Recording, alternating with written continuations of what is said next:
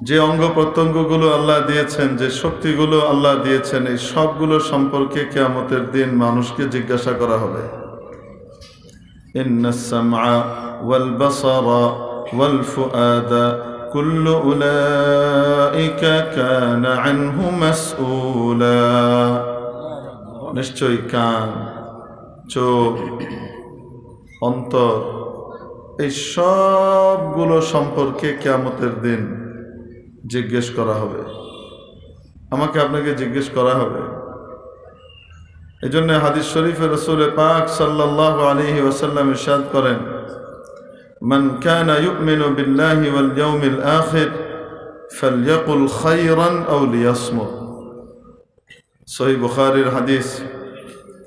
নবীজি ইরশাদ করেন, যে ব্যক্তি আখিরাতের দিন এবং আল্লাহর উপর ঈমান রাখে, যে ব্যক্তি আল্লাহ এবং আখিরাতের দিবসের উপর ঈমান রাখে, বিশ্বাস রাখে, সে যেন হয়তো ভালো কথা বলে নয়তো চুপ থাকে। কারণ ভালো কথা এমন এক বিষয় যে কথার দ্বারা সে আল্লাহর অতি প্রিয় পাত্র হয়ে যেতে পারে, আর এই এক দুই কথার কারণে তার জীবনের বড় বড় গুনাহগুলোকেও আল্লাহ তাআলা মাফ করে দিতে পারেন। আর যদি ভালো কথা বলার তৌফিক না হয়, যে কথা বললে আল্লাহ খুশি হবেন সেটা বলার সুযোগ না হয়, সাহস না হয়, তৌফিক না হয়, কমপক্ষে ভালো কথা যারা বলে তাদের বিরুদ্ধে অবস্থান নিও না, চুপ করে থাকো। যারা সত্য কথা বলার কারণে হামলা মামলার শিকার হয়, হুমকির শিকার হয়, নির্যাতনের শিকার হয়, তাদের বিপক্ষে অবস্থান নিও না, জাহান্নাম ত্বরান্বিত হবে। চুপ থাকা ভালো। মান কানা ইউমিনু বিল্লাহি ওয়াল ইয়াউমিল আখির ফালইয়াকুল খায়রান আও লিয়াসমুত। সে যেন ভালো কথা বলে, আর না হলে যেন চুপ থাকে। চুপ না থাকলে বিপদে পড়ার আশঙ্কা অনেক বেশি। ভালো কথা না বলে উল্টো কথা বললে, এক উল্টো কথা দিয়ে ক্ষমতার মসনদ তছনছ হয়ে যেতে পারে, উল্টে যেতে পারে। নজির তো 16 বছরের জগদ্দল পাথরের এক মুখের কথা আমাদের সামনে কিছুদিন আগেই আছে, সে বেশি তো বলা লাগে না। 16 বছরের জগদ্দল পাথর, যেই পাথরের ব্যাপারে মানুষের ধারণা ছিল পাথরের এই চাঙড়কে মনে হয় আর কখনোই সরানো যাবে না, জনতার জাতিকে মনে হয় পিছেই মরতে হবে, এছাড়া আর কোনো উপায় নাই। কারো হবে রমরমা, কেউ আঙ্গুল ফুলে কলা গাছ না, আঙ্গুল ফুলে বট গাছ হয়ে যাচ্ছে, আর কেউ বট গাছ থেকে ছোট্ট শিকড়ে পরিণত হচ্ছে, তাও কিছুই করতে পারছে না। এই অবস্থা দিনের পর দিন তো বিরাজমান ছিল। সবাই তো ধরে নিয়েছিল আর মনে হয় সরা সম্ভব না।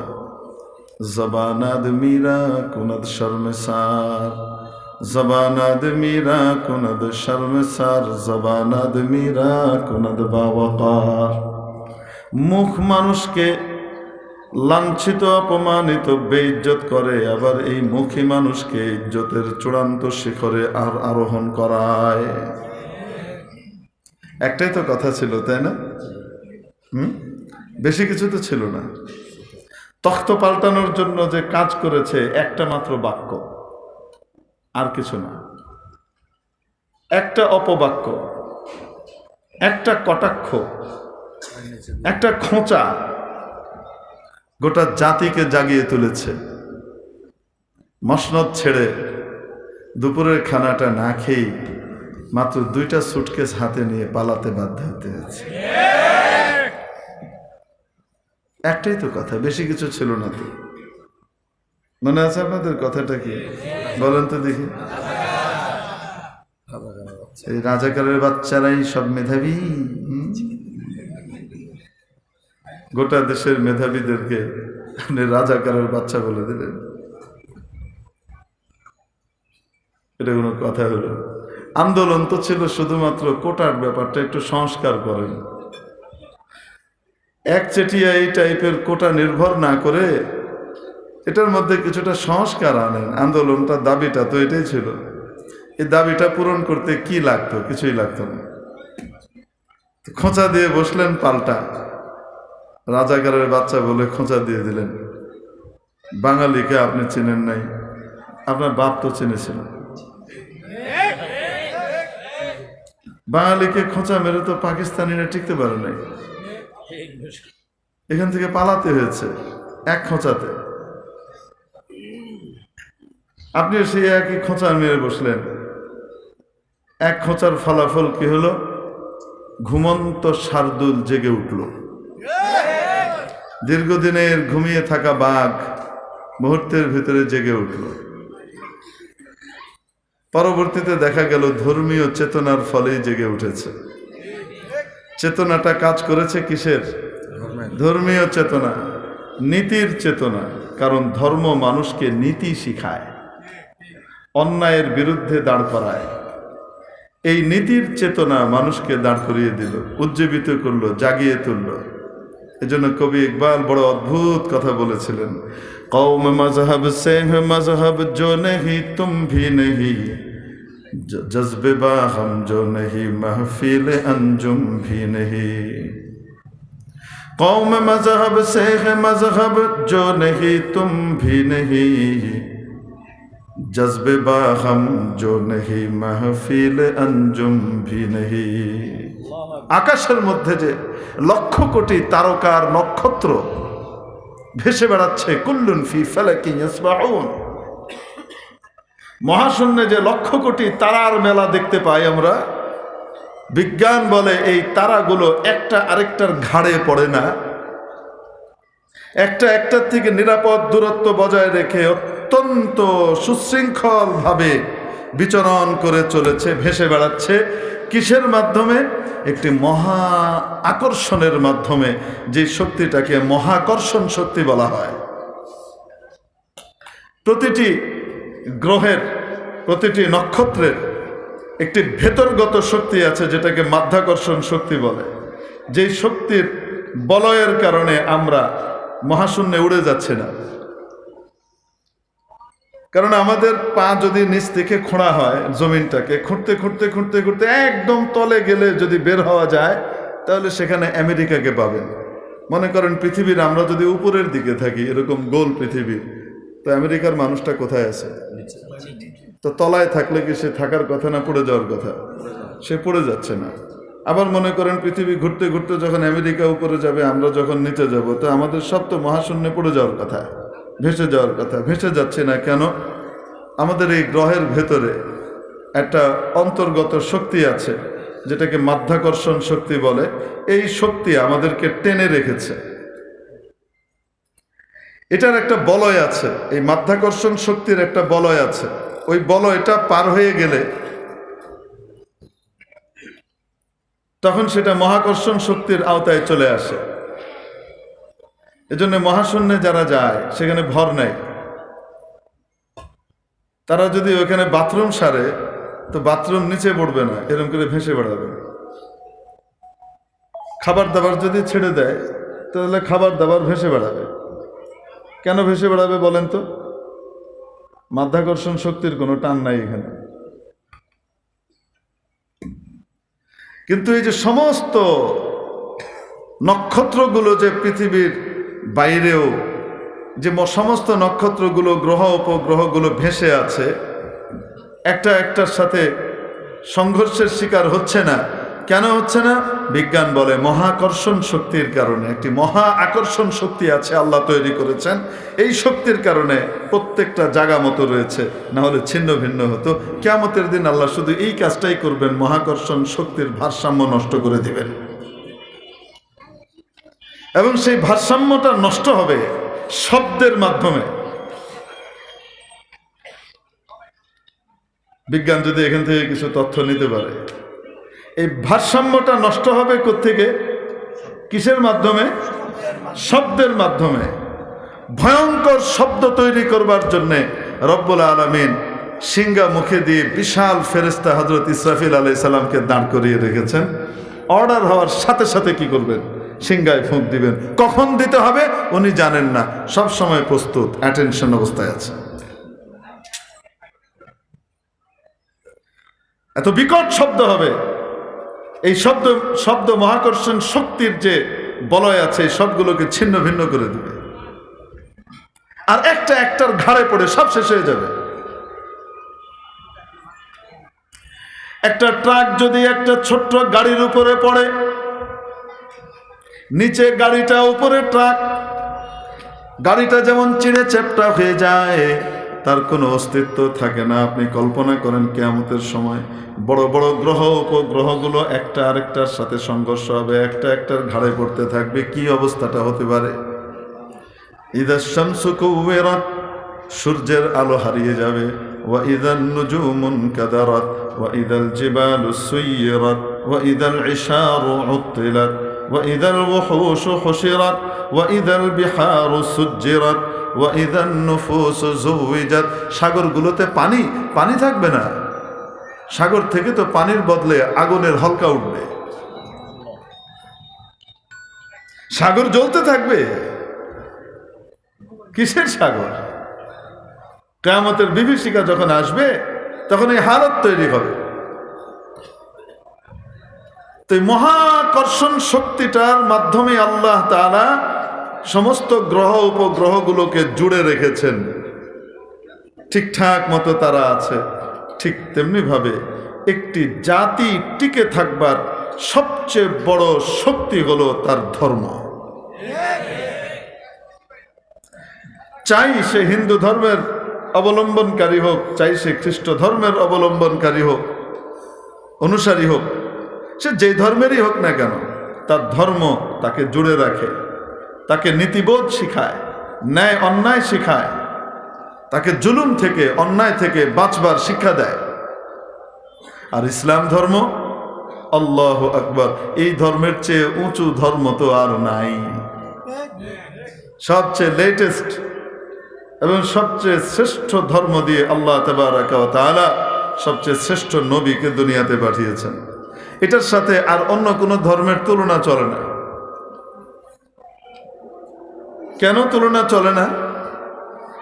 ফিতরাতাল্লাহিল্লাতী ফাতারান নাস আলাইহা, আই ইত্তাবিউ ফিতরাহ আল্লাতী ফাতারান নাস আলাইহা। মানুষকে আল্লাহ যে স্বভাব আর নেচার দিয়ে তৈরি করেছেন, সেই নেচারের সাথে সম্পূর্ণ সামঞ্জস্যপূর্ণ করে বিধানগুলোকে তৈরি করে আল্লাহ দিয়েছেন। এটা একটা ন্যাচারাল দিন, অন্য ধর্মের সাথে এটার মিল নাই। অন্য ধর্মের সবগুলো ন্যাচারাল নয়, কিন্তু সমস্ত মানুষের যে স্বভাব আছে, এই স্বভাব এবং মৌলিক রুচিবোধকে সামনে রেখে আল্লাহ তাবারাকা ওয়া তাআলা এই দ্বীনকে তৈরি করে দিয়েছেন। এটা তার নেচারের সাথে সম্পৃক্ত। আর যে কোনো প্রাণী যখন তার নেচার বহির্ভূত কাজ করে, তখনই সে কষ্ট এবং পেরেশানির মুখোমুখি হয়। যেমন মাছকে আল্লাহ নেচার দিয়েছেন, সে পানিতে থাকবে, পানির মধ্যে তার সুখ শান্তি কামিয়াবি সাফল্য, পানির মধ্যেই তার আনন্দ, পানির মধ্যেই তার সুখ দুঃখ, সব কিছু পানিতে। এটা তার নেচার। এই নেচার থেকে যখন তাকে ন্যাচারাল সিস্টেম থেকে বের করা হয়, মাছকে যখন বের করা হয় বা কোনোভাবে মাছ যদি চড়ায় এসে আটকে যায়, সে খাবি খেতে থাকে। অথচ বলেন তো দেখি, পানিতে যে অক্সিজেন, সেই অক্সিজেনের তুলনায় উপরে অক্সিজেন কম না বেশি? বেশি। এই অক্সিজেনের অভাবে সে খাবি খায়, অদ্ভুত কারবার। এবং তড়পাতে তড়পাতে সে মারা যায়, সে বুঝতেও পারে না কেন মারা গেলাম, ছটফট করতে করতে শেষ হয়ে যায়। কেন? তার ন্যাচারাল সিস্টেম থেকে সে বের হয়ে এসেছে। এখন যদি ন্যাচারাল সিস্টেমের বিপরীত কেউ বলে যে না, বিপরীতটাই করতে হবে, সম অধিকার প্রতিষ্ঠা করতে হবে। ছাগলকে আল্লাহ নেচার দিয়েছেন, তুই পানির কাছে যাবি না, তুই থাকবি মাটিতে, লেদবি, চেনবি, খাবি দাবি, কাঁঠাল পাতা খাবি, ভ্যাঁ ভ্যাঁ করবি, প্যাঁ প্যাঁ করবি, যা ইচ্ছা তাই করবি, মাঝে মাঝে গুঁতো মারবি যাকে ইচ্ছা, তেড়ে যাবি। আবার মানুষ থেকে আদরও করবে, সব কিছুই পাবি, খবরদার পানির কাছে যাস না। এটা তো নেচারের সাথে যায় না।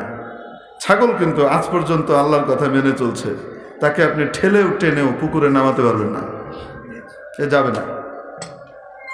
মাছও আল্লাহর কথা মেনে চলছে, তার ন্যাচারাল সিস্টেমের ভিতরে আছে। আল্লাহ একটা ন্যাচারাল সিস্টেম করেছেন, আকাশ থেকে বৃষ্টি বর্ষিত হয়।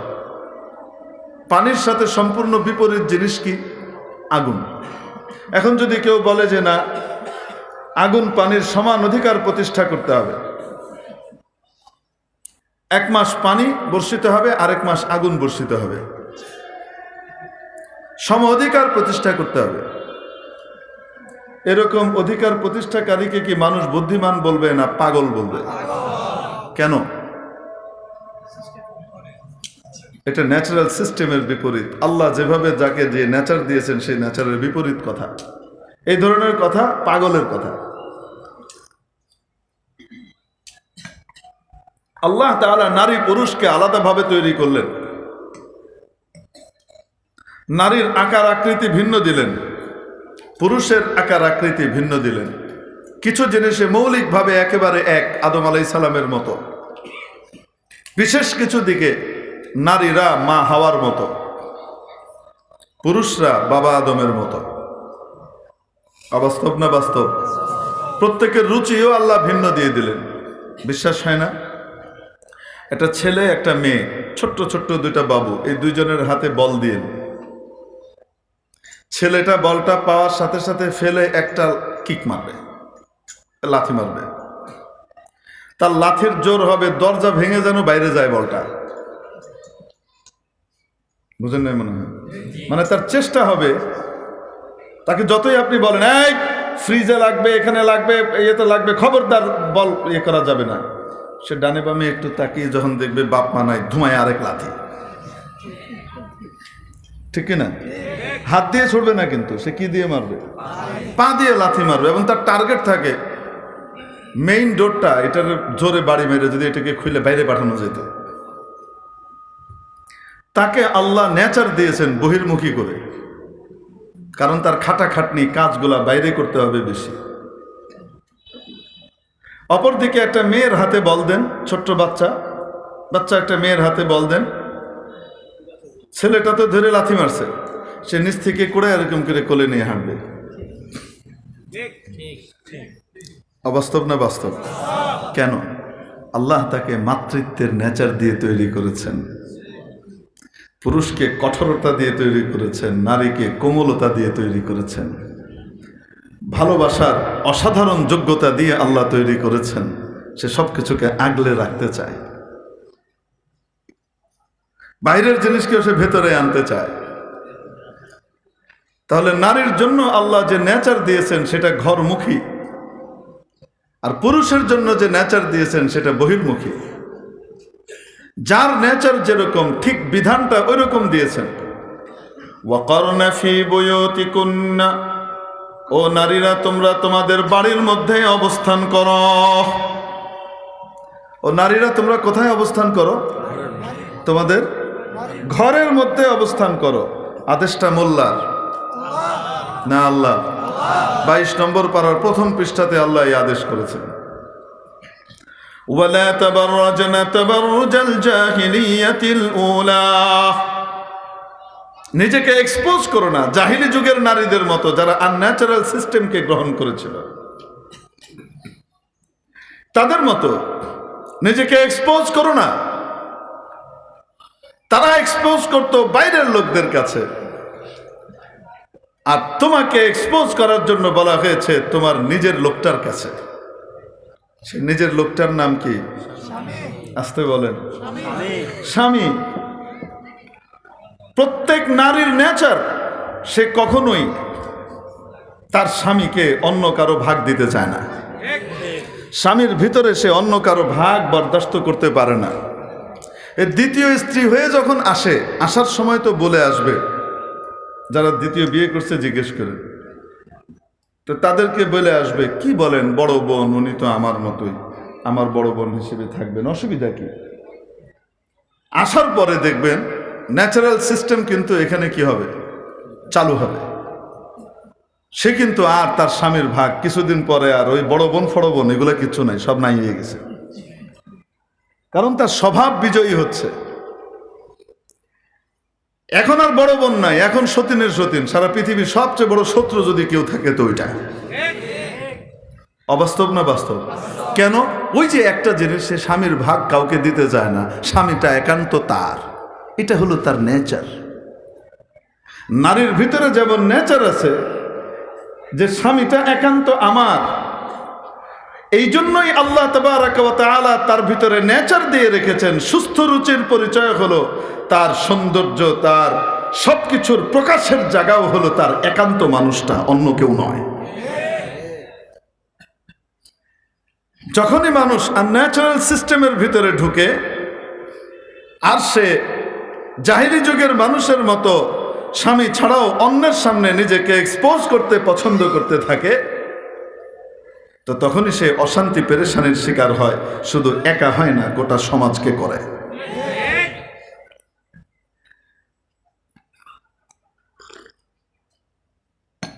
হুজুর, আমার শরীর, আমার পোশাক, আমার রুচি, আমার ইচ্ছা, আমি যাকে ইচ্ছা তাকে দেখাবো, এটা আমার স্বাধীনতা, আমি যেভাবে ইচ্ছা সেভাবে বের হব, এখানে বন্ধন কেন? জানোয়ার আছে না, জানোয়ারের কোনো বন্ধন নেই। কুকুরের কোনো বন্ধন আছে? কুকুরের কোনো বিয়ে শাদীর নিয়ম আছে? শুয়োরের কোনো বিয়ে শাদীর নিয়ম আছে? জানোয়ার, তার কোনো বন্ধন নাই। বন্ধন কার থাকে, নিয়ম কানুন কার থাকে? যার সভ্যতা যত উন্নত হয়। মানুষের জন্যই তো এটা। মানুষ তো জানোয়ারের মতো শুধু স্বার্থপর হয় না, মানুষ তো ফেরেশতার চেয়ে শ্রেষ্ঠ। ও মা, ও বোন, তুমি যেটা মনে করছো যে আমার মতো আমি ঘুরে বেড়ালে অসুবিধাটা কোথায়? তুমি তো ঘুরে বেড়াতেই পারো। অসুবিধাটা এই কারণে যে আল্লাহ তোমাকে এইভাবে ঘুরে বেড়াতে নিষেধ করেছেন। কেন করেছেন? নিশ্চয়ই কারণ আছে, যেটা তোমার বোধগম্য হচ্ছে না। তুমি ক্ষুদ্র চিন্তায় চিন্তা করছো, আর আল্লাহ রব্বুল আলামিন বৃহত্তরভাবে গোটা পৃথিবীর স্বার্থকে চিন্তা করে বলছেন।